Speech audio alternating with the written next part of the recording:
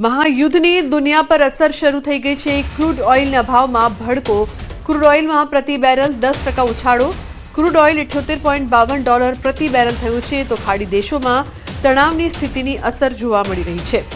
યુદ્ધની સ્થિતિ વણસે તો હજુ ઉછાળો સંભવ છે। તો ક્રૂડ ઓઇલમાં પ્રતિ બેરલ 10%નો ઉછાળો નોંધાયો છે।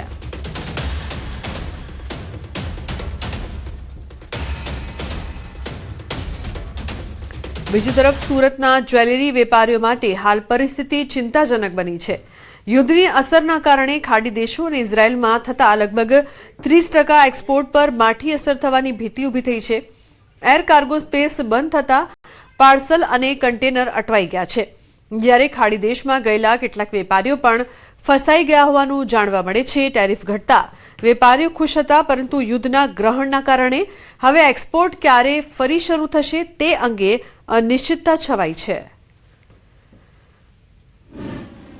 ईरान इजराइल यूएस के साथ में जो युद्ध चालू हुआ और उसकी वजह से जो हमारे एक्सपोर्ट के जो भी पार्सल थे या कंटेनर थे, एयर कार्गो स्पेस बंद होने की वजह से वो हमारे सारे कंटेनर फंसे हुए हैं और जो भी व्यापारी व्यापार करने के लिए ये गल्फ कंट्री और ईरान इजराइल गए हुए थे वो भी सब फंसे हुए हैं।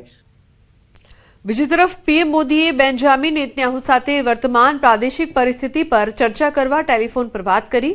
ભારતે તાજેતરના વિકાસ અંગે પોતાની ચિંતા વ્યક્ત કરી અને નાગરિકોની સુરક્ષાને પ્રાથમિકતા આપવા પર ભાર મૂક્યો। યુદ્ધનો વહેલામાં વહેલી તકે અંત લાવવા પર ભાર મૂક્યો।